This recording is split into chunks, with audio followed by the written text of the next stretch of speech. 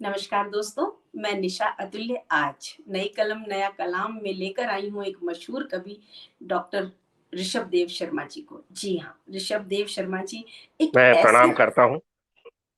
एक ऐसे हस्ताक्षर हैं जिन्हें किसी परिचय की ज़रूरत नहीं है, जो स्वयं अपने उनकी उपस्थिति स्वयं को मुखरित करती है। जी हाँ दोस्तों, स्वागत करेंगे आज हम नई कलम नया कलाम में ऋषभ देव शर्मा जी का। आपके बारे में कुछ भी कहना सूरज को दीपक दिखाने जैसा है। आप भौतिक शास्त्र पढ़ते-पढ़ते अचानक से हिंदी जगत में उतर गए। हिंदी साहित्य में पीएचडी करी आपने और ना जाने कितने 150 या उससे भी ज़्यादा जो स्कॉलर्स हैं, आपके अंडर पीएचडी कर चुके हैं। ये आपकी एक बहुत बड़ी उपलब्धि है। मैं हमेशा ऐसा मानती हूँ क्योंकि मैं खुद भी साइंस की स्टूडेंट रही हूँ, तो मुझे हमेशा ऐसा लगता था कि साइंस पढ़ने वाले बच्चों के लिए हिंदी के शब्दकोश का ज्ञान होना बड़ा कठिन सा काम है, क्योंकि हम 12th तक हिंदी पढ़ते हैं और हिंदी पढ़ने के बाद हम ये समझते हैं कि बस जितनी ज़रूरत भर की हमें आवश्यकता है, कबीर तुलसी रहीम को रट कर बस हम उतना ही अपने काम को चलाते हैं। लेकिन आज एक ऐसे महान व्यक्ति के साथ में बैठी हूँ जिसने इस मेरी सोच को ही बदल दिया। स्वागत करती हूँ आपका डॉक्टर साहब, आप आइए मंच पर। मैं सौभाग्यशाली हूँ कि मुझे ये अवसर मिल रहा है। आपके माध्यम से मैं सभी मित्रों को प्रणाम करता हूँ। और डॉक्टर साहब, मैं चाहूंगी कि आज आप अपनी मुखारविंद से अपना थोड़ा सा परिचय देते हुए माँ सरस्वती के चरणों में शब्द सुमन रखकर हम फिर कार्यक्रम का आगाज करते हैं। थोड़ा सा परिचय आप स्वयं अपने मुखारविंद से दें। परिचय क्या है? नहीं बताने को खैर, तो मैं भी बता मैं सकती पहले हूँ। जैसा आपने कहा कि माँ सरस्वती को समर्पित एक रचना प्रस्तुत करता हूँ। शायद जी, एक रचनाकार के रूप में मेरा परिचय कहीं इसमें छिपा हुआ है, मेरी प्राथमिकताएं, मेरे सरोकार। स्वागत है। काव्य को अंगार कर दे भारती, काव्य को अंगार कर दे भारती, डॉक्टर शब्द साहब, हो हथियार वर दे भारती। डॉक्टर साहब काव्य थोड़ा को सा कैमरा पीछे अंगार करिए। कर दे भारती, डॉक्टर शब्द हो साहब, हथियार वर दे भारती। और देखें कि हो कहीं शोषण अनय अन्याय जो, हो कहीं शोषण अनय अन्याय जो, जूझने का बल प्रखर दे भारती।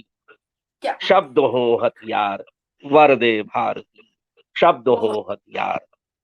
कि सत्य देखें, सच कहें, सच ही लिखें।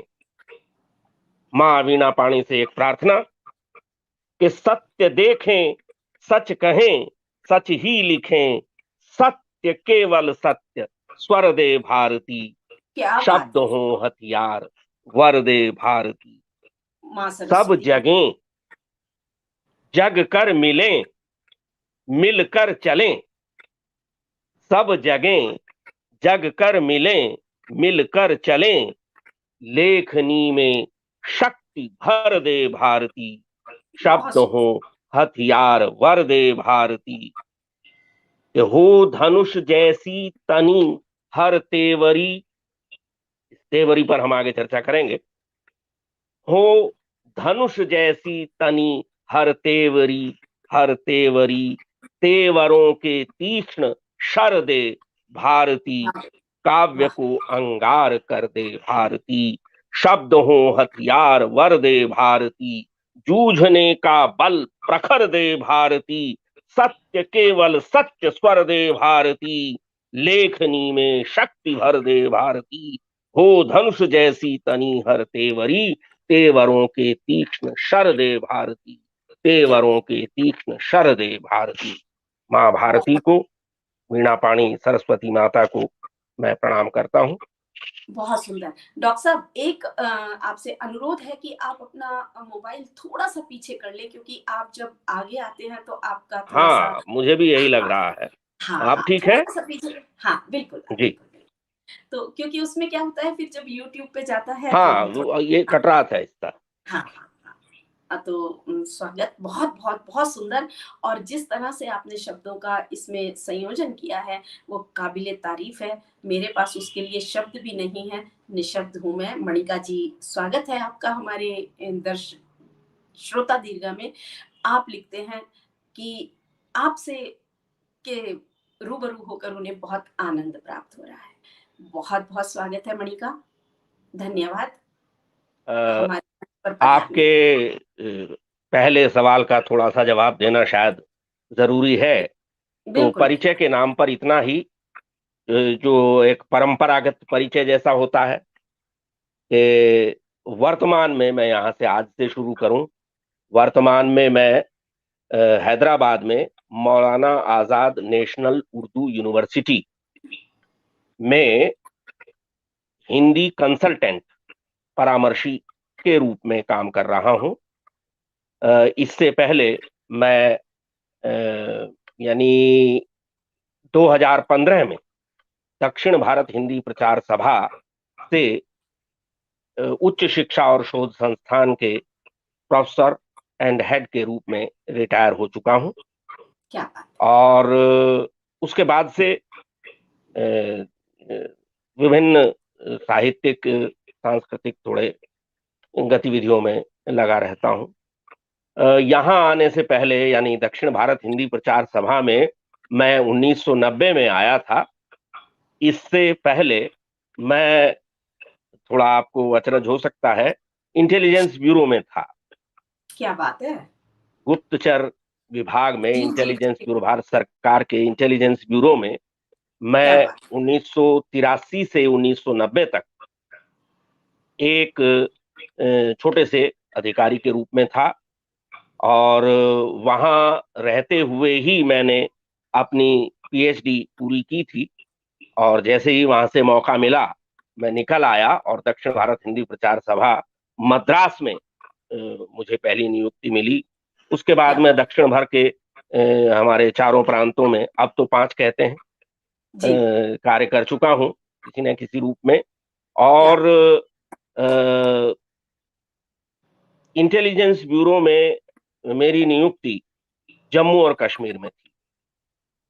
कहीं ना कहीं उसने भी, वहां के उस वातावरण ने भी मेरे लेखन को कहीं प्रभावित किया होगा, इसमें कोई दो राय नहीं।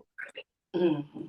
जैसे मैंने बताया कि उस दौरान मैंने अपनी पीएचडी पूरी की। इससे पहले मैं एमए हिंदी कर चुका था। और अभी जो आपने इशारा किया कि मैं विज्ञान का विद्यार्थी था, तो असल में पहली जो एक कामना थी वो तो यही थी कि किसी वैज्ञानिक संस्थान में जाएं। और मैंने एमएससी न्यूक्लियर फिजिक्स स्पेशलाइजेशन के साथ 2 साल की स्टडी की। लेकिन उसका समापन होते होते वहां से मेरी रुचि उखड़ गई और मैं हिंदी का विद्यार्थी हो गया। अ, वैसे साहित्य के प्रति मेरी रुचि, मैं समझता हूं कि बचपन से ही थी। और अगर मैं याद करता हूं, अभी पिछले दिनों भी किसी इंटरव्यू में मैंने ये बात कही थी कि मुझे बहुत पुरानी तो नहीं लेकिन कक्षा 5 तक की बात याद आती है कि जब मैं कक्षा 5 में पढ़ता था तो मेरे अध्यापकों ने मुझे जो विभिन्न अवसर होते हैं, बाल सभा से लेकर के 15 अगस्त, 2 अक्टूबर, 26 जनवरी, या कोई त्योहार इत्यादि, उस पर एक्सटेम्पोर बोलने के लिए खड़ा करना शुरू कर दिया था। ये मुझे क्या याद बात। आता है। क्या और बात। उस वक्त में एक दो पंक्तियां ऐसी तुकबंदी करके भी, वो सुना कहीं लिखी देती। हुई नहीं लेकिन एक बात करने के लिए उसे उस तरह से इस्तेमाल करता था। क्या इसके बात। बाद मुझे यह ध्यान आता है कि जब कक्षा 8 के बाद जो छुट्टियां हुई, उसमें मैंने, अच्छा पता नहीं आपको ये अंदाज है कि नहीं, शायद आपको भी ये अनुभव हो। हमारी पीढ़ी के लोग जो थे, शायद आप में और मुझ में थोड़ा सा अंतर होगा आयु में, तो इसलिए मैं हमारी पीढ़ी कह रहा हूँ। ये जब परीक्षा के बाद छुट्टियां होती थी तो वर्ष भर की जो कापियां होती थी ना पुरानी, और उनमें जो बचे हुए पेज होते थे, उन पेजेस को जोड़ करके एक नई कॉपी, चूंकि पुस्तक कला भी कॉपी पढ़ते थे हम बनाई लोग, जाती। बुक बिल्कुल क्राफ्ट भी बिल्कुल पढ़ते थे, तो उसे बाकायदा छुट्टियों में, जिल्द विल्द चढ़ा करके तैयार करके, और छुट्टियों उसमें में ये मैंने, बहुत बड़ा काम हुआ करता था, हमारी हाँ छुट्टियों हाँ में हाँ, ये एक बहुत बड़ा मैंने काम हुआ करता था। उसमें जो है समकालीन विषयों पर या सामाजिक विषयों पर छोटे छोटे एक एक पेज के, यानी ऐसे विषयों पर जो मुझे उद्वेलित करते थे उस आयु में, 12 वर्ष की या 13 वर्ष की आयु के बच्चे को जो चीजें उस जमाने में, यानी जैसे जो सामाजिक कुप्रथाएं हैं, वो मुझे शुरू से, मेरी नजर उनके ऊपर रहती थी, वो मुझे परेशान करती थी। या कई बार घर में अखबार भी आता था, तो अखबार के जो समाचार हैं वो भी विचलित करते थे। इस तरह कक्षा 10 में पहुंच गए। कक्षा 10 में पहुंचे तो वहां जो विद्यालय की पत्रिका थी उसके संपादन की जिम्मेदारी मिली, और उस समय मैंने कविताएं और कहानियां विधिवत कॉपी रख करके या डायरी रख करके लिखना शुरू किया। यानी लगभग 71-72 में, 1971-72 में। और ये वो समय था, आदरणीय, आप याद करेंगी, जब भारत के क्षितिज पर श्रीमती इंदिरा गांधी पूरी तेजस्विता के साथ उभर रही थी, और उधर यानी 71 में जो बांग्लादेश बनने से पहले की जो प्रक्रिया थी, और जो उस तरह की दुखी करने वाली और उद्वेलित करने वाली, क्रोधित करने वाली जो खबरें आया करती थी, वो हमें विचलित करती थी। तो थोड़ा बहुत उस तरह से लिखना शुरू किया उन विषयों को लेकर के। और इस तरह से, अब यहाँ मैं एक विराम लूंगा सिर्फ ये बता करके आपको कि कक्षा 10 की छुट्टियों में, तो वो 3 महीने की छुट्टी होती थी उस समय। हाँ, मार्च में परीक्षा हो जाती थी, जुलाई में कहीं रिजल्ट जुलाई। आएगा। तो एक उपन्यास लिखा, त्याग की क्या देवी बात है। नाम। हाँ, वो जो पड़ा हुआ है कापियों में ऐसे ही, केवल ये कि एक जिसे कहें कि अभ्यास के लिए, कुछ लिखने का, गद्य लिखने का अभ्यास करने के लिए लिखा। और इसी तरह इंटरमीडिएट की जब छुट्टियां हुई, तो मैंने दूसरा एक उपन्यास लिखा जीवन ज्योति नाम से, जो एक शामली उत्तर प्रदेश में एक स्थान से प्रकाशित होने वाले युवा चक्र नाम के पत्र में धारावाहिक छपा था। और उसी समय मैंने कामायनी और उर्वशी से प्रेरित होकर एक खंड काव्य लिखा, जिसका नाम वसुंधरा है, वो भी अभी तक धरा है। तो ये मेरी तैयारी जो थी लेखन की, लगभग सन 1974 तक की, मैंने आपको बताई। और ये वो समय आ गया था जब इंदिरा जी के बाद जयप्रकाश नारायण का प्रभाव हमारी पीढ़ी पर पड़ना शुरू हो गया था। हो गया था। अनुबाफना जी हमसे जुड़ी हैं, केडी जुड़ी हैं हमसे जयपुर से। बहुत बहुत स्वागत है आप दोनों का दर्शकों के रूप में। और ये मैं हमेशा ही कहती हूँ, रचनाकार को मंच, मंच को रचनाकार, और दोनों को ही श्रोता और दर्शक चाहिए होते हैं। तो सभी का बहुत बहुत स्वागत है। और यहाँ जो भी हमारे साथ जुड़ते हैं वो ऐसे दिल से जुड़ते हैं कि हमारी उपस्थिति और उनकी उपस्थिति मिलकर एक मंच को मैं भी आया सबका हार्दिक स्वागत करता हूं। असल में आया। मुझे नाम पढ़ पाने में थोड़ी कठिनाई हो रही है, इसलिए मैं नाम नहीं ले रहा हूं। मैं आप बिल्कुल चिंता ना करें, नाम जी। मैं लूंगी। आप अब एक बढ़िया सी अपनी एक ऐसी रचना सुनाएं कि मंच में समा बन जाए। और मुझे अब पता है कि बताइए, आपकी अब बढ़िया सी क्या, मैं एक हर कविता, रचना अभी आपके नाम से एक प्रकाशित। रचना। संगीता चौबे जी हमसे जुड़ी हैं पंखुड़ी के नाम से। बहुत बहुत स्वागत है आपका संगीता जी। और हम बहुत अनुग्रहित हैं, आपने अपने बहुमूल्य समय में से हमें अपना समय दिया। तो स्वागत करते हैं ऋषभ देव जी का, जो हमें अब सुनाएंगे अपनी रचनाएं।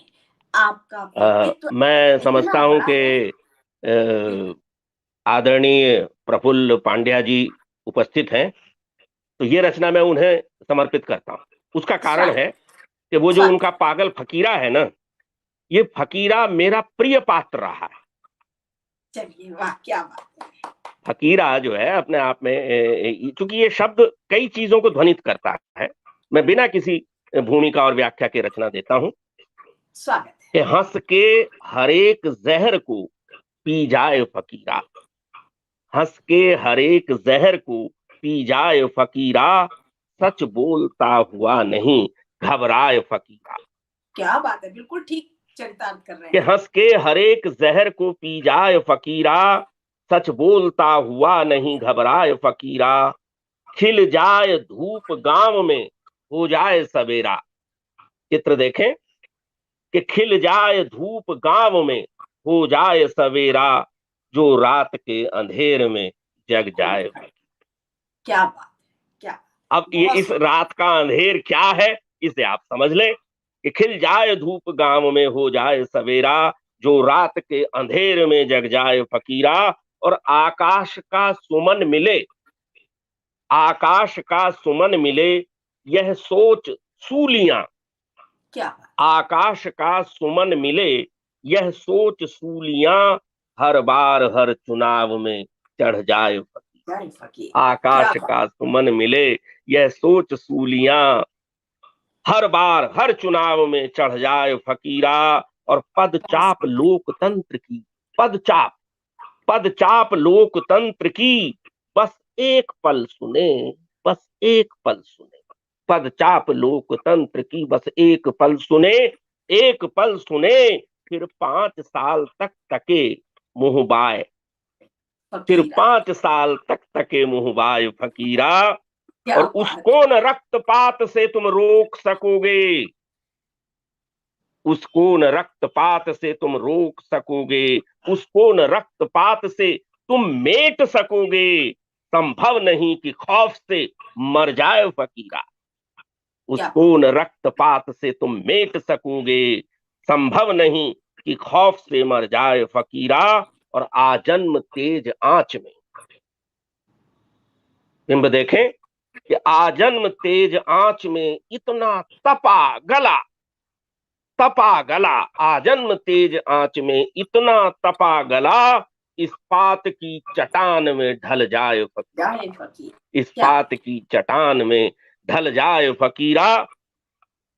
और सबके नकाब नोच दे, अंतिम पंक्तियां हैं, सबके नकाब नोच दे बाजार में अभी, बाजार में अभी, सबके नकाब नोच दे बाजार में अभी, अपनी पे मेरे यार जो आ जाए फकीरा। क्या सबके नकाब नोच दे बाजार में अभी, अपनी पे मेरे यार जो आ जाए फकीरा। हंस के हर एक जहर को पी जाए फकीरा, सच बोलता हुआ नहीं घबराए फकीरा, सच बोलता हुआ नहीं घबराए फकीरा।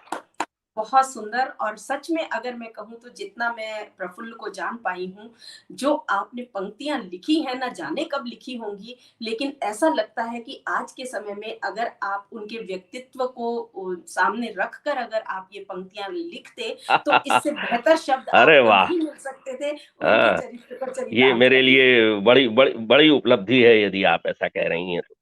और मैं सच कह रही हूँ, मतलब मैं हमेशा यहाँ नई कलम नया कलाम के मंच पर हमेशा ये कहती हूँ, साहित्य के लिए अगर पागल है तो तबीयत से वाकई फकीरा है। ऐसा है हमारा प्रफुल्ल, नई कलम नया इसीलिए कलाम मैंने के सोचा कि मंच का पहली रचना मैं उन्हीं संस्थापक। को समर्पित करता हूँ। बिल्कुल बिल्कुल बिल्कुल। और जब हमने इस मंच की स्थापना की थी तो मैं और वो एक क्षण में साथ चले, और ईश्वर की कुछ कृपा ऐसी रही, और सच बताऊं तो प्रफुल्ल की मेहनत इतनी अधिक रही कि आज हम इस आयाम पर हैं, इस मुकाम पर हैं कि ये हमारा जो मंच है अंतरराष्ट्रीय मंच है, जहां पर देश विदेश के कवि आकर हमारे मंच को साझा करते हैं और अपनी रचनाएं पढ़कर गौरवान्वित होते हैं। तो ये हमारी बहुत बड़ी उपलब्धि है और ये मेहनत हमारे संस्थापक जी की है।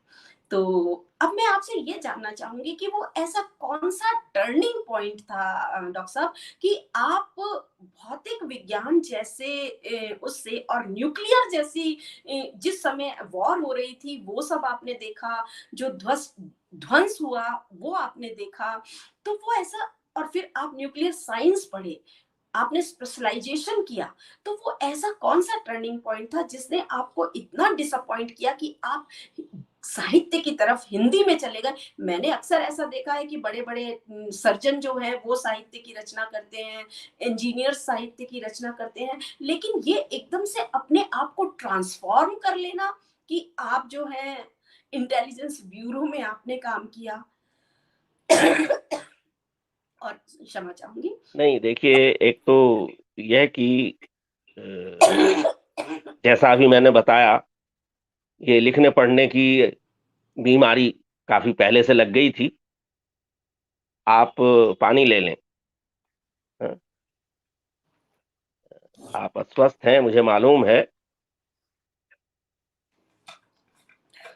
मैं कह रहा था कि ये लिखने पढ़ने की बीमारी पहले से लग गई थी, और एक तरह से ये हुआ कि अ, जो नौकरी ढूंढने का समय होता है ना, क्योंकि वो समय एक नौकरी ढूंढने का भी था, वही समय बहुत सारी उथल पुथल का समय भी था हमारे भारतीय समाज में। तो एक थोड़ी सी दीवानगी पैदा हो गई अचानक इस लेखन के प्रति, लेखन के संबंध में।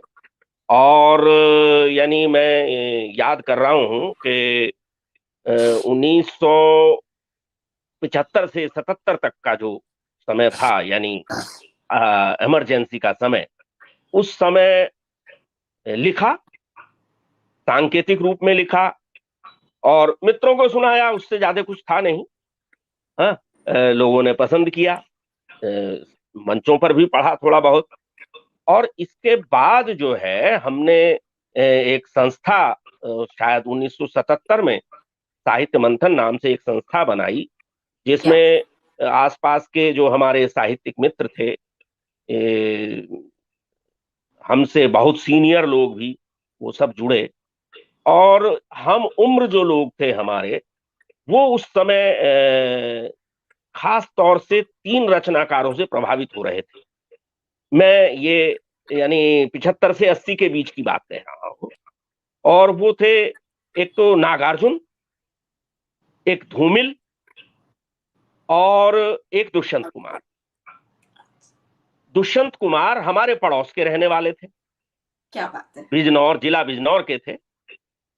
तो एक पता नहीं क्यों लगता था, अरे दुष्यंत कुमार तो हमारे अपने हैं। शमशेर बहादुर सिंह हमारे जिले के थे, जिला मुजफ्फरनगर के एलम के थे। अब इन लोगों की रचनाएं जो हैं, वो हमें थोड़ा इस तरह से प्रभावित कर रही थी कि भाई सिर्फ कागजों में लिखकर रखने से काम नहीं चलेगा। तो हमने, साहब, गांवों में जाकर के गोष्ठियां करनी शुरू की, क्या बात है। चौपाल पे बैठ करके कुछ मित्रों ने मिलकर के ये काम शुरू किया। और उसी दौरान ये जो दुष्यंत कुमार की रचनाएं थी, वे इस तरह से प्रभावित कर रही थी, यानी उनकी गजलें इस तरह से हमारी पीढ़ी को प्रभावित कर रही थी कि उस शिल्प में हम सब लोग लिख रहे थे। और कई बार इस बात को लेकर के बहस मुबहसा होता था कि हमारी उन रचनाओं को लोग गजल नहीं मानते थे, क्योंकि हम तो गजल का मीटर फीटर जानते नहीं थे, आज भी नहीं जानते। हाँ, हम गजल लिख ही नहीं रहे थे, हम तो कविता लिख रहे थे। कविता लेकिन लिख शिल्प रही हमने वह लिया था जिसमें एक बात को 2 पंक्तियों में एक बिंब पूरा कहा हो जाए। जाता है और फिर क्या नया बात बिंब आ जाता है। और ये चीज क्या इसलिए हमें अच्छी लगी कि ये स्मृति में स्थापित हो जाती है। क्या बात है। तो ऐसे ही एक बार बहस में ही, सड़क पर चलते हुए बहस में, कुछ इस तरह का वाक्य मुंह से निकला कि अरे क्या बात करते हैं भाई, इन रचनाओं को गजल कैसे कह सकते हैं, इनकी तो जमीन अलग है, इनका आसमान अलग है, इनका तेवर अलग है। तो हमारे एक मित्र थे ब्रजपाल सिंह शौरमी, जो महाराष्ट्र नाम के अखबार में काम करते थे, उन्होंने इस तेवर शब्द को पकड़ लिया और उन्होंने कहा, यार यहीं से इस रचना का नाम निकलना चाहिए। तो हमने कहा कि हम आज से शेर नहीं कहेंगे, तेवर कहेंगे। तेवर बदलना, हाँ? मुद्रा का बदलना, भंगिमा का बदलना, एक अर्थ है। और बिल्कुल बिल्कुल तेवर, चौरी चढ़ना, तेवरी चढ़ना, बिल्कुल। गुस्सा, क्रोध, आक्रोश। तो यही चीजें मैंने इसीलिए कहा था कि जो मैं सरस्वती वंदना भी पढ़ रहा हूं, वो मेरी रचनाओं की स्थायी भाव की तरफ इशारा करे। मैं तो अब यही आपसे आग्रह करूंगी कि बस फिर एक तेवर हो ही जाए आपका, क्योंकि आपकी रचनाएं ज्यादातर व्यंग पर आधारित और कहीं ना कहीं एक ऐसी चोट करने वाली हैं जो समाज को दशा भी देती हैं और दिशा भी देती हैं। तो डॉक्टर साहब, हो जाए फिर एक बढ़िया सा हाँ, तेवर वाली आपकी रचना। जी जी जी, तो ऐसी रचनाओं को फिर हम लोगों ने तेवरी कहना आरंभ किया, और बहुत। उसका विधिवत घोषणा पत्र 1982 में, एक वर्ष बाद बहसें करने के बाद 11 जनवरी 1982 को पहली वर्षगांठ पर हमने इसका घोषणा पत्र जारी किया, और फिर पहला संग्रह तेवरी नाम से निकला। लगभग आसपास के दूर के 50 रचनाकार हमसे उस समय जुड़े हुए थे। खैर, उस और सब को आपको छोड़ें मैं बता दूं डॉक्टर और साहब कि मैं भी रचना मुजफ्फरनगर से ही बिलोंग पढ़ता हूं। करती हूँ। जी, स्वागत है। कुर्सी और टोपी और रोटी, ये तीन मेरे बहुत प्रिय प्रतीक हैं।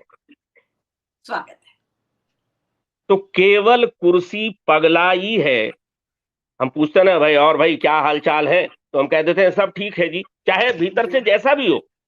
हाँ, तो केवल कुर्सी पगलाई है, बाकी सब कुछ ठीक ठाक है। बाकी सब कुछ ठीक। केवल कुर्सी पगलाई है, बाकी सब कुछ ठीक ठाक है। भोली जनता भरमाई है, बाकी सब कुछ सब ठीक ठाक है। ठीक। क्या बात है। बाकी सब कुछ ठीक ठाक है। और त्योहारों के इस मौसम में जो चीजें दुखी करती हैं, आज भी दुखी करती हैं, आज जबकि हम कह रहे हैं कि हम दुनिया की कौन सी चौथी पांचवी आर्थिक ताकत बन रहे हैं, लेकिन इसके बावजूद जो गरीबी, बेकारी और बेरोजगारी है, हाँ, यानी तो जिसे हम कहते हैं पर कैपिटा इनकम, तो हमारी बहुत ही कम है उन देशों की वहीं तुलना के में। वहीं के तो वहीं खड़े हैं। त्योहारों के इस मौसम में सबके कपड़े फटे हुए हैं। क्या बात है। त्योहारों के इस मौसम में सबके कपड़े फटे हुए हैं। बाजारों में महंगाई है, बाकी सब कुछ ठीक सब कुछ ठाक है। ठीक ठाक है। क्या बात है। बाकी सब क्या कुछ बात। ठीक ठाक है। और खील बताशों का क्या कहिए। हाँ? हमारे यहाँ की दिवाली खील बताशे से होती ठीक थी। बात। खील बताशों का क्या कहिए, चना चबेना के लाले हैं। खील बताशों का क्या कहिए, चना चबेना के लाले हैं। उनका भोजन मुगलाई है, बाकी सब कुछ ठीक ठाक है। ठीक ठाक है। क्या बात। और डूब रहा है गांव, डूब रहे हैं गांव महोदय, वायुयान से देख गए हैं। हाँ, डूब क्या रहे हैं बात है। गांव महोदय, वायुयान से वायुयान देख से गए देख हैं। गए। और बहुत बाढ़ सुंदर। शहर में भी आई है, बाकी सब बाकी कुछ सब ठीक कुछ। ठाक है। बहुत बाकी सुंदर। सब कुछ ठीक ठाक है। और घोर तबाही चक्रवात में टूट गए घर, खेत बह गए। घोर तबाही चक्रवात में टूट गए घर, खेत बह गए। उनसे मेंढ न बंध पाई है, बाकी सब कुछ ठीक ठाक। क्या बात उनसे मेंढ न बंध पाई है, बाकी सब कुछ ठीक ठाक है। और अंतिम है कि जब से वोट दे दिया हमने, सब उनके गुणगान कर रहे। जब से वोट दे दिया हमने, सब उनके गुणगान कर रहे। अपनी कहीं न सुनवाई है, है। बाकी बाकी सब। सब कुछ ठीक ठाक है। केवल कुर्सी पगलाई है, बाकी सब कुछ ठीक ठाक है। भोली जनता भरमाई है, बाकी सब कुछ ठीक ठाक है। क्या बात है। क्या बात है। और आपको मैं बता दूं डॉक्टर साहब कि मैं भी मुजफ्फरनगर की ही हूँ। मेरे जो मम्मी पापा हैं वो अभी भी मुजफ्फरनगर में रहते हैं, और अरे मैं शादी वाह! होकर देहरादून आई अच्छा। हूँ। और हमारी जो मणिका जुड़ी हैं वो बिजनौर से बिलोंग करती हैं, और वो भी हाँ आपके हाँ बड़े हाँ हाँ। भक्ति हो गए हैं। क्या बात है। तो आज इस मंच पर उत्तर प्रदेश की एक अलग छवि हम एक अलग रूप में देख रहे हैं। स्वागत है बहुत बहुत आपका। अब मैं आपसे ये जानना चाहूंगी कि जैसे आपने अपनी जॉब छोड़ी, उस वक्त तक आपकी शादी हो गई होगी और बच्चे भी शायद हों, तो उस समय जो आपने ये परिवर्तन किया, उसमें क्या आपकी जो अर्धांगिनी हैं, उनका पूर्ण सहयोग रहा? क्या उन्हें ऐसा नहीं लगा कि आप गवर्नमेंट की इतनी बढ़िया जॉब, जिसमें कि मतलब एक अलग ही रेपुटेशन है, वो छोड़कर आप कहाँ विद्यालय विद्युल्य में पंडिताई करने के लिए चल दिए हैं? और फिर शोधार्थी जहाँ पर हो वहाँ तो फिर अपने लिए समय ही नहीं बचता है। तो उसमें कैसे बैलेंस किया आपने? जी, इस मामले में मैं भाग्यशाली हूँ कि डॉक्टर पूर्णिमा शर्मा, मेरी श्रीमती जी, ने मेरे निर्णयों को अपना निर्णय बना लिया। क्या बात है! और एक बस इतना था असल में कि क्योंकि लगातार 7 वर्षों तक हम जम्मू कश्मीर में सीमावर्ती क्षेत्र में थे। यानी मेरी जो पोस्टिंग थी वो कभी-कभी समाचारों में सुनते होंगे, मनकोट सेक्टर में थी और ऊधमपुर में थी। थोड़ा-सा जीवन बड़ा कठिन था वहाँ का, इतना तो ज़रूर है। हाँ, ये संभावना ज़रूर थी और जो मेरे उस समय के साथी हैं कि जब मैं रिटायर होता वहाँ रहते हुए, तो कम से कम एसपी या उससे भी ऊपर की किसी पोस्ट पर रिटायर होता। लेकिन पहले ही दिन से जब मैंने वहां ज्वाइन किया, ट्रेनिंग में मेरे जो ट्रेनर्स थे, मैं आपको बताऊं वैसे, मुझे याद आ रहा है, मेरे ट्रेनर्स में से एक फूदौर जी थे। फूदौर जी वह व्यक्ति हैं, वह विभूति हैं जो बिना ऑक्सीजन के एवरेस्ट फतह करने वाले पहले व्यक्ति थे, पहले भारतीय थे। क्या क्या बात! बछेंद्री पाल और फूदौर जी, ये लोग एक ही उसमें थे। तो फूदौर जी बिना ऑक्सीजन के पहुंचे थे। बछेंद्री पाल एवरेस्ट पहुंचने वाली पहली पहली भारतीय महिला। महिला थी। बिल्कुल। बछेंद्री पाल के बड़े भाई बचन सिंह पाल बीएसएफ में थे, उनके साथ भी काम करने का मुझे मौका मिला इंटेलिजेंस ब्यूरो क्या में बात! रहते हुए। क्या बात! बहुत तरह के अनुभव थे। तो वो तो था, आपने जैसा कहा कि एक विशेष प्रकार का सम्मान तो था, उसमें कोई दो राय नहीं। लेकिन श्रीमती जी भी इस बात को जानती थी। जैसा मैं कह रहा था, मेरे ट्रेनर्स जो यानी रंगरूटों को जो ट्रेनिंग देते हैं ना, जिन्हें उस्ताद जी कहते हैं, उन जी, जी। लोगों ने ही मुझे कहना शुरू कर दिया कि भाई, डबल एमए करके, एमएससी एमए करके आप यहाँ आए हैं, आप यहाँ के लिए नहीं बने हैं भाई, यहाँ से निकल जाइए। तब भी मैं 7 साल वहां बना रहा जी, जी, और जी। ठीक ठाक ही किया। लेकिन वही कि थोड़ा सा वो मेरे मन के अनुकूल नहीं था। कुछ चीजें हैं जिन्हें कहना उचित नहीं है, बिल्कुल। लेकिन जो जिसे आप कहते हैं नौकरशाही, उसमें दब कर के रहना शायद मेरे स्वभाव के अनुकूल नहीं था और मैं वहां थोड़ी घुटन महसूस करता था। इसलिए जैसे ही मुझे पहला मौका मिला, मैं वहां हाँ, से निकल करके आ गया। क्या और बात है! उस तो फिर समय इसी बात पर बेटा हमारा था। 1984 में हमारी शादी हुई। 1986 में मेरी पहली संतान बेटा है, कुमार लव उसका नाम है। वो अ, खूब कविताएं करता है, मुझसे ज्यादा कविताएं करता है क्या बात है! और हमको आज भी, हम एक चाहेंगे कि कंटेंट हम उनको राइटर भी है। कभी इस पटल पर लेकर आएँ एक और कंटेंट वो भी राइटर है। हमारे मंच को अ, शोभायमान जी। करें। तो वहां से हम लोग आ गए चेन्नई। चेन्नई आने में बच्चे को थोड़ा सा एडजस्ट करने में समस्या हुई, क्योंकि उसका पूरा परिवेश बदल गया। लेकिन थोड़े दिन बाद सब ठीक हो गया। और फिर आप तो दक्षिण में रह रही हैं, आप जानती हैं कि दक्षिण में अभी अध्यापकों का सम्मान बाकी है। बहुत, बहुत है, बहुत है, हाँ? तो बहुत यानी है। बात शायद बहुत बाद में आनी चाहिए, लेकिन मैं उन भाग्यशाली व्यक्तियों में से हूं जिनकी षष्ठी पूर्ति मेरे विद्यार्थियों ने की। क्या बात षष्ठी पूर्ति पर यहाँ लगभग ये समझिए कि एक प्रकार से शादी जैसा है! तामझाम शादी होता है जैसा पूरा। है। बिल्कुल, हाँ? बिल्कुल। तो मेरी षष्ठी पूर्ति मेरे छात्रों ने की।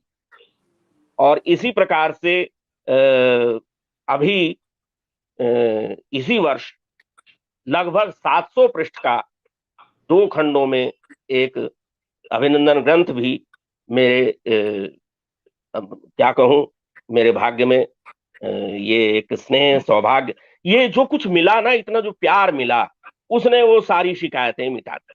असल चीज क्या ये है। और एक बात समझ में आई, मैं इस बात के साथ अपनी बात को पूरी करूंगा कि अ, चाहे मैं मणिपुर गया हूं, वहां से मैंने पीएचडी की थी, चाहे मैं जेएंडके में रहा हूं, चाहे दक्षिण भारत में कहीं भी रहा हूं, चाहे मध्य प्रदेश में मेरी ट्रेनिंग हुई हो, यह महसूस किया मैंने और मेरे परिवार ने कि भारत सचमुच एक है और भारतीय बिल्कुल सचमुच एक है। हाँ? बिल्कुल कोई धर्म, भाषा, जाति, दल, ये सारे वर्ग अपनी जगह हैं, लेकिन इसके बावजूद जो मनुष्यता है, जो भारतीयता है, जो आत्मीयता है, वह हम जहां जाते हैं हमें वहीं का बना देती हैं। और हम तो भाई दक्षिण के ही होकर के रह गए। और मैं तो इसमें ये कहना चाहूंगी डॉक्टर साहब कि अगर राजनीतिकरण हर चीज का बंद हो जाए तो सुख शांति चहुं और हो जाए। कोई भी मुद्दा तब तक भड़कता नहीं है जब तक राजनीतिक हस्तक्षेप उसमें ना हो। और मुझे ये बात जी कहने में जी। कोई शर्म नहीं आती है, क्योंकि हम एक ऐसे साहित्यकार मंच से जुड़े हैं जहां पर हमारे लिए समाज का संगठित होकर समाज को आगे बढ़ाना ज्यादा जरूरी है। क्योंकि मनुष्यता हमेशा जिंदा रहनी चाहिए और मनुष्यता हमेशा जिंदा रहेगी। और ये हम साहित्यकारों का नैतिक दायित्व बनता है कि हम इसके ऊपर कदम बढ़ाएं। तो अब आपकी एक और रचना बढ़िया सी हो जाए इसी बात पर। एक बहुत ही स्वागत है। छोटा सा मीटर है, आज भी प्रासंगिक जैसी है। स्वागत है। नस्ल के युद्ध हैं, रंग के युद्ध हैं। नस्ल के युद्ध हैं, रंग के युद्ध हैं। युद्ध हैं जाति के, धर्म के युद्ध हैं। मेल को तोड़ते भेद के युद्ध हैं। मेल को तोड़ते भेद के युद्ध हैं। देश के तो नहीं, देश के तो नहीं, पेट के युद्ध हैं। लोक सेवा कहाँ, वोट के युद्ध हैं। जीतने जो हमें, जीतने जो हमें, सोच के युद्ध हैं। जीतने जो हमें, सोच के युद्ध हैं। और इस छोटी सी रचना के साथ ही मैं एक और रचना दे देता हूं यहाँ। बिल्कुल बिल्कुल थोड़ा सा स्वागत है आपका, बहुत बहुत स्वागत। मैं फिर से इसे दोहराने की जरूरत नहीं समझता कि मेरे जो सरोकार हैं वो बड़े साफ हैं कविता से। हाँ?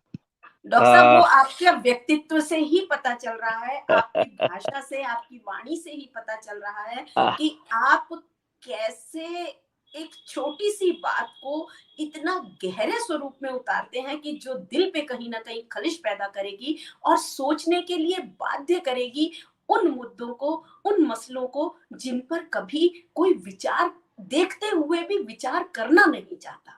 ऐसा नहीं है कि करता नहीं है, मगर वो प्रिटेंड करता है कि वो नहीं देखना चाहता, उन मुद्दों को नहीं करना चाहता, उस पर नहीं लिखना चाहता है।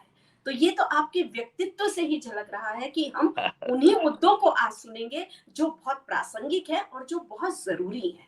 तो स्वागत है आपका। हाँ, तो आदरणीय निशा जी, अभी मुझे एक चीज याद आई जब आपने ये कहा कि बहुत सरल सी, साधारण सी स्थितियां। एक तो साधारण स्थितियों का चुनाव, भाषा के बारे में भी हमारी यही मान्यता रही बिल्कुल कि शब्द को भीड़ से उठाना और मस्तिष्क में बो देना, ये यही कोशिश। होना चाहिए, तो यही क्या होना हुआ चाहिए, तभी वो जो मन में गांव घाव में, करती है। ठीक है, क्या हुआ जो गांव में घर घर अंधेरा है। क्या हुआ जो गांव में घर घर अंधेरा है। सज गई उनके भवन में दीपमाला तो। क्या बात है। क्या हुआ जो गांव में घर घर अंधेरा है, सज गई उनके भवन में दीपमाला तो। और पंक्ति देखें कि कुर्सियों की जीवनी में व्यस्त दरबारी, कुर्सियों की जीवनी में, एक और मजे की बात है, जो कुर्सी है कुरसी है, कुरस। कुरसी, क्या बात।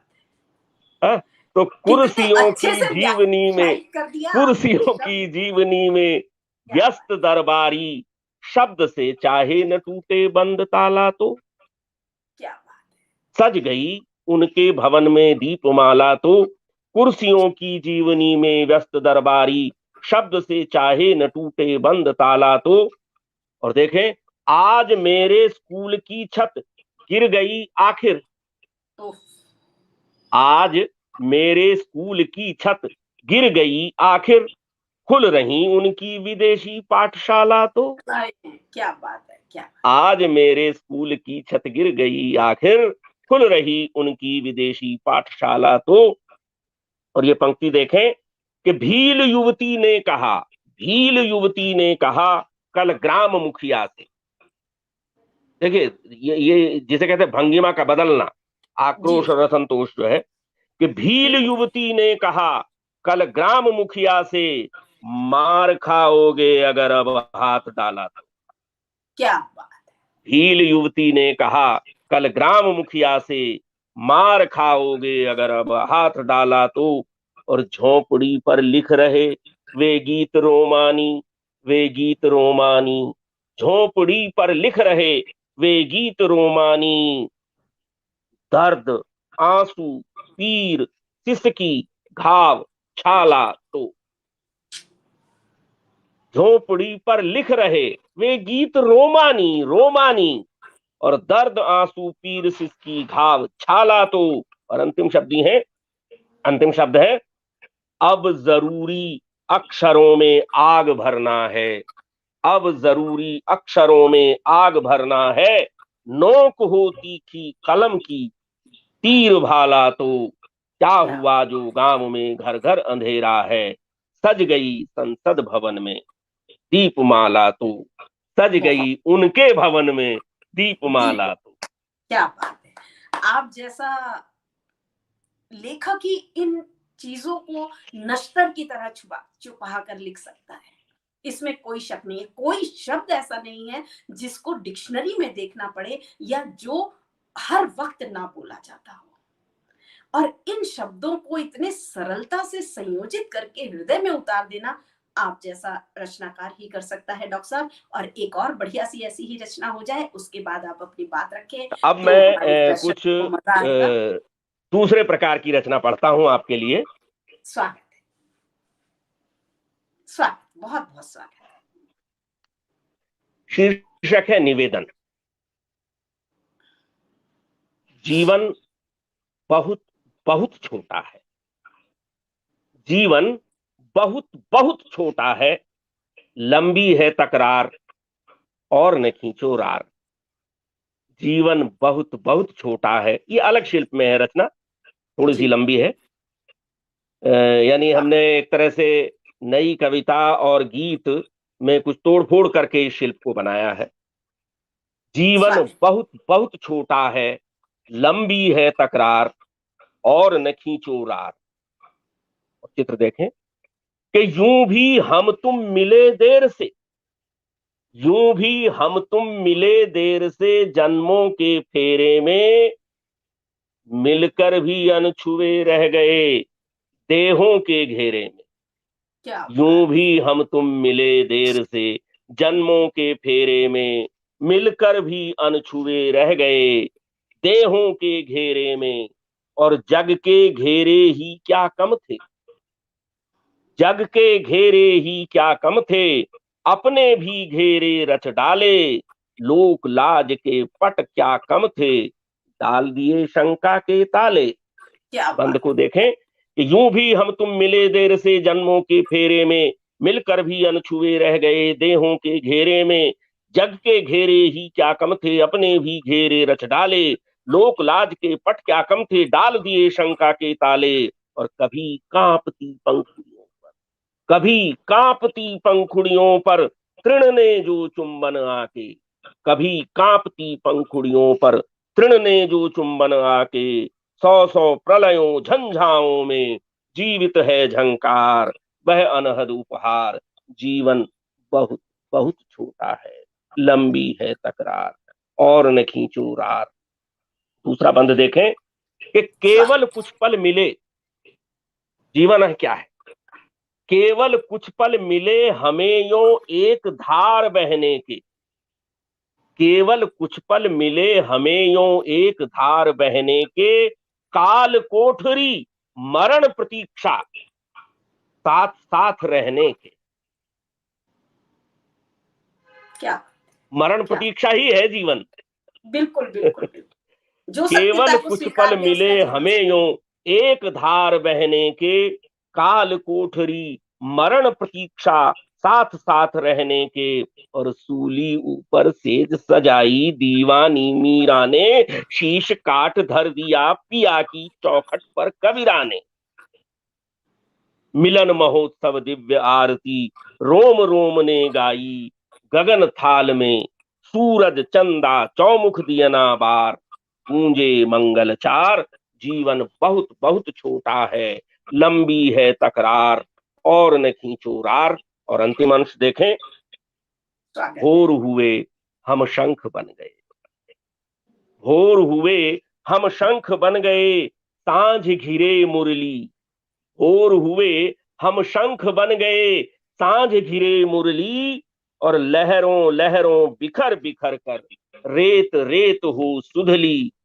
स्वाति बूंद तुम बने कभी, मैं चातक तृषा अधूरी। फिर से पढ़ता हूं कि भोर हुए हम शंख स्वागत बन गए, सांझ घिरे मुरली। लहरों लहरों बिखर बिखर कर रेत रेत हो सुधली। स्वाति बूंद तुम बने कभी, मैं चातक तृषा अधूरी। सोन चंपई गंध बने तुम, मैं हिरनाकस।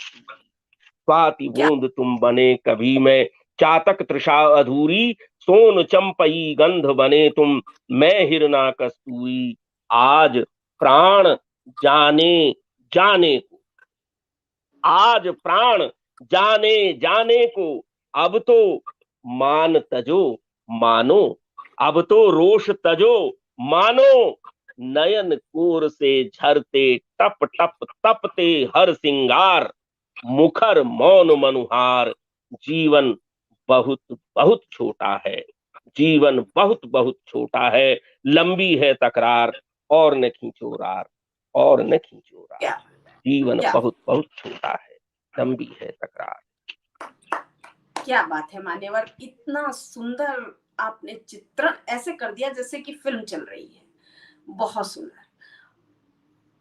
अगर रचनाकार इस बात को समझ लें कि बहुत ही सरल से शब्दों में अगर हम अपनी रचना को बांधते हैं तो उस पर क्या असर होता है, ये वही जान सकता है जो आपकी रचनाओं को सुनेगा या पढ़ेगा। अब आप मुझे इस बात पर थोड़ा सा रोशनी डालें कि ये जो आपने एक विदेशी लोगों को भी जैसे साहित्य की चर्चा आपने उनसे करी और जी। उन बच्चों को आपने हमारे भारत की हिंदी पढ़ाई, तो उसको आपने कैसे करा? मतलब आपको कोई ऐसी समस्याएं आई? सुदेश मुग्दल जी हमारे साथ जुड़ गई हैं जो बहुत अच्छी गजलकारा हैं। आप नूर के नाम से विख्यात है और हम स्वागत करते हैं उनका मंच पर। बहुत बहुत स्वागत है आपका सुदेश मुग्दल जी। आप आई, अपना बहुमूल्य समय हमें दिया, आभार आपका। तो उस बारे में थोड़ा सा प्रकाश डालते हुए फिर आप अपनी अगली रचना रखें। देखिए, एक तो ये है कि पूरा जीवन जो है, लगभग 25 वर्ष, लगभग क्या पूरे 25 वर्ष हिंदीतर भाषी विद्यार्थियों को ही पढ़ाने में, शोध कार्य इत्यादि कराने में बीते। थोड़ा सा मैं करेक्शन कर दूं, जो आपने शुरू में कहा था, आपने कुछ संख्या बताई थी, इतने पीएचडी, उतने पीएचडी नहीं, वो सब एमफिल पीएचडी और डीलिट मिलाकर के हैं। हम हाँ, एक लेमैन के लिए तो हाँ, सारे नहीं, वो उतने शोधार्थी सारे हुए ना। पीएचडी कहते ही लोगों को डर लगने लगता है नहीं नहीं नहीं, कि मेरा क्या मतलब बकवास की होगी, इतने पीएचडी कैसे हो सकते हैं, तो उतने नहीं नहीं, पीएचडी नहीं है, मेरा आशय एमफिल ज्यादा है। शोधार्थियों से था। मेरा हाँ, आशय एमफिल जो था 100 वो से अधिक है। शोधार्थियों, हाँ जी। शोधार्थियों तो से था। 25 साल का समय है, तो इसलिए बहुत बहुत अवसर मिला लोगों के साथ, बच्चों के साथ काम करने का, विभिन्न भारतीय भाषाओं के बच्चों के साथ काम करने का। लेकिन 2015 में मुझे जब मैं यहाँ से सेवा मुक्त हो रहा था दक्षिण भारत हिंदी प्रचार सभा से, तो महात्मा गांधी अंतर्राष्ट्रीय हिंदी विश्वविद्यालय वर्धा से हमारे कुछ शुभचिंतक प्रोफेसर हनुमान प्रसाद शुक्ल जी का फोन एक दिन आया। डॉक्टर साहब क्या कर रहे हैं? अरे मैंने कहा क्या कर रहा हूँ, रिटायर हो गया हूँ, अब कुछ सोच रहा हूँ, कुछ लिखूं पढ़ूंगा। ऐसा कीजिए आप हमारे यहाँ आ जाइए। तो मैंने कहा क्या है? नहीं, आप हमारे यहाँ जो विदेशी बच्चों को हिंदी सिखाने वाला विभाग है, उसमें हम चाहते हैं कि आप एज विजिटिंग या गेस्ट कुछ मार्गदर्शन करें। मैंने कहा मैंने तो कभी विदेशियों को नहीं पढ़ाया है। उन्होंने कहा हिंदी तो पढ़ाई है ना। क्या बात हाँ, है। मैंने कहा ठीक है, हिंदी पढ़ाई है और हिंदीतर भाषियों को पढ़ाई है। तो खैर उनके कहने से मैं वहां चला गया और बीच बीच में आता जाता रहा कुछ महीने, क्योंकि वो अलग अलग बैचेस आते हैं वहां। जैसे चीन का बैच है, थाईलैंड का बैच है, इधर आपके बुल्गारिया से, इटली से, अलग अलग स्थानों से। उस समय 11 देशों से एमओयू था उस संस्था का, अब शायद ज्यादा क्या। से हो गया होगा। तो विद्यार्थियों के बीच में जाने का मौका मिला और मेरा काम जो था उन्हें, एक ये जो विद्यार्थी आते थे ये 2 वर्ष हिंदी पढ़ करके आते थे, यानी चीन से या थाईलैंड से जो भी है, 2 वर्ष वो हिंदी पढ़ के आते थे बीए स्नातक के स्तर पर। लेकिन होता वो प्रारंभिक ही था। तीसरा जो वर्ष था वो उन्हें यहाँ वास्तविक जो हिंदी का वातावरण है ज्ञान। उसका अनुभव कराने के लिए था। तो नहीं तो ये कहा जाता है ना, अभी कहीं मैं पढ़ रहा था कि साहब फला विश्वविद्यालय के लोग ये कह रहे हैं कि साहब हम हिंदी पढ़ना हमारा बेकार है, जब हम भारत में जाते हैं तो वहां की हिंदी तो हमारी समझ में नहीं आती। तो इसलिए यहाँ उन्हें हिंदी बोलने का जो मुहावरा है उसके संपर्क में लाने के लिए ये एक प्रयोग था। उसमें मेरे जिम्मे जो था वह था किसी एक अनुच्छेद की सहायता से उन्हें भारतीय भाषा यानी हिंदी, भारतीय संस्कृति और जो बोलने का मुहावरा है उससे परिचित कराना। जैसे प्रेमचंद की किसी कहानी का एक पैराग्राफ हमने ले लिया, अब हम उसे 2 दिन तक डिस्कस करेंगे एक एक शब्द को लेकर। जैसे मान लिए उसमें एक वाक्य था कि ऋषियों की झोपड़ियां थी, नदी किनारे ऋषियों की झोपड़ियां थी। अब उन्हें ऋषि, और ऋषि है तो ऋषि के साथ फिर मुनि भी समझाना है, महर्षि भी समझाना है, इस तरह से उनका शब्द ज्ञान बढ़ाने की कोशिश। झोपड़ी, जी। झोपड़ी, अब उन्हें चित्र भी बना के दिखाना हो वहां पे जो भी है, और साथ ही झोपड़ी के साथ जुड़े हुए जो विभिन्न प्रयोग और उसके समानार्थी शब्द, इस तरह से उनकी शब्द संपदा बढ़ाना। लेकिन आप शायद दूसरी बात पूछ रही हैं कि उन बच्चों के साथ कैसा महसूस मैंने किया, या कि हर हर बार हम पूछते थे हर बैच में, आप हिंदी क्यों पढ़ना चाहते हैं? आप मेरे यहाँ पूछें अगर हैदराबाद में किसी से हिंदी क्यों पढ़ना चाहते हैं या बेंगलोर में, तो और कहा भी यही जाता है भाई दक्षिण वालों को इसलिए हिंदी पढ़नी चाहिए कि अगर उन्हें कभी हिंदी प्रांत में जाना पड़े तो समस्या न आए, या फिर हिंदी बिल्कुल की नौकरी, हम बार बार कहते हैं कि हिंदी को रोजगारोन्मुख होना चाहिए। बिल्कुल। लेकिन वैश्विक हिंदी की जब हम बात करते हैं तो वहां वो लोग रोजगार की बात नहीं, उनकी पहली चिंता या पहली प्राथमिकता उन बच्चों की थी, हम भारत को जानना चाहते हैं। क्या बात। और भारत को जानना है तो भारतीय भाषा के माध्यम से जानना होगा। यहाँ बिल्कुल। बात टूट रही है बीच में, संयोगवश मुझे रूस जाने का मौका मिला, मॉस्को में। जब हमने ये प्रश्न किया वहां की अध्यापिकाओं से, प्रोफेसर से, तो उन्होंने बताया कि साहब हमारे यहाँ के विद्यार्थी हिंदी के साथ साथ भारतीय भाषाओं में मराठी भी सीखना चाहते हैं। क्या बात। हमने कहा ऐसा क्यों? क्योंकि उन्हें लगता है कि बंबई जो है वो उनका एक लक्ष्य हो सकता है। आप देखिए हमारे लक्ष्य अलग हैं, उनके लक्ष्य अलग हैं। और बिल्कुल। एक ऐसा भी बैच मुझे मिला जिसमें मेरे कई विद्यार्थियों ने कहा कि हम जो वहां यानी एम.कॉम वगैरह कर रहे थे या पॉलिटिकल साइंस पढ़ रहे थे, हाँ, और यहाँ वो हिंदी पढ़ने के लिए आए थे, उन्होंने कहा कि हम जो है ये दूतावास इत्यादि की नौकरियों में जाना चाहते हैं, और उसके लिए हिंदी भाषा हम चीनियों के लिए बहुत जरूरी हो गई है। आप देखिए, चीन समझता है हिंदी की अहमियत, अमेरिका समझ रहा है हिंदी की अहमियत। इस बार G20 सम्मेलन में वहां से हिंदी के जेड तरार, जो उनके राजनेता हैं भी हैं और हिंदी अनुवादक भी हैं, वो आए। तो हिंदी अब मैं कहना ये चाह रहा हूं, समय भी शायद कम रह गया है, कि लोगों की समझ में यह आ रहा है कि अब हिंदी पावर की वैश्विक भाषा, स्तर पर, शक्ति की भाषा बन रही है। और बिल्कुल शक्ति की भाषा वैश्विक से मेरा स्तर मतलब पर। है आप उसमें डिप्लोमेसी करें। अब तक उसमें पॉलिटिक्स करते रहे, चुनाव करते रहे, लेकिन अब चुनावों से आगे हट करके डिप्लोमेसी के लिए हमें हिंदी की जरूरत पड़े, हमें बिल्कुल वाणिज्य व्यवसाय के लिए हिंदी की जरूरत पड़े, हमें दुनिया भर में यात्रा करने के लिए हिंदी की जरूरत पड़ रही है। हाँ? तो ये जो है, और के एक प्रकार से जो, अगर हमारी इकोनॉमी में, फिर वहीं लौट के आ रहा हूं, अगर हमारी इकोनॉमी मजबूत होगी तो हम दुनिया से हिंदी में बात कर सकेंगे और लोग क्या हमसे हिंदी में बात करने को विवश होंगे, नहीं तो हम उनकी भाषा में बोलेंगे। क्या बात है। तो ये और चीज मैंने राजभाषा, महसूस की उन बच्चों के साथ बैठकर। बिल्कुल, और राजभाषा राष्ट्रभाषा ना हो के वैश्विक भाषा बन जाएगी, ये हिंदी की प्राथमिकता होनी चाहिए। और ये हिंदी का एक ऐसा कदम होना चाहिए कि आपके मुंह से निकली हुई बात हमारे जीवन में अवश्य पूरी हो, कि हम ये देखें कि हिंदी आज वैश्विक स्तर पर है। बहुत बहुत स्वागत आपका है डॉक्टर साहब। और एक रचना हो जाए आपकी, क्योंकि अब हम अंतिम है चरण की समय। तरफ है अपने। हाँ, अभी एक रचना आपकी हो जाए, हम अंतिम चरण चलिए, पर तो हैं। थोड़ा सा ये भी अलग हटके है कि बिल्कुल बोला स्वागत। कभी, ये बहुत मेरे मित्र बहुत पसंद करते हैं मंचों पर इसे, स्वागत। तो बोला कभी तो बोल की मुझको सजा मिली, बोला कभी तो बोल की मुझको सजा मिली, जो चुप रहा तो मौन की मुझको सजा मिली। बोला कभी तो बोल की मुझको सजा मिली, जो चुप रहा तो मौन की मुझको सजा मिली। और मैं पंक्ति में पीछे खड़ा, देखिए पंक्ति में पीछे खड़े हुए व्यक्ति का चित्र देखिए, मैं पंक्ति में पीछे खड़ा विराम की तरह, मैं पंक्ति में पीछे खड़ा विराम की तरह, जाहिर है तेज दौड़ की मुझको सजा मिली, जाहिर है क्या तेज बात। दौड़ की मुझको सजा मिली। और की थी दुआ तो शहर में अज्ञातवास की, अज्ञातवास की मैं सैर करूं भीड़ की, मुझको सजा मिली।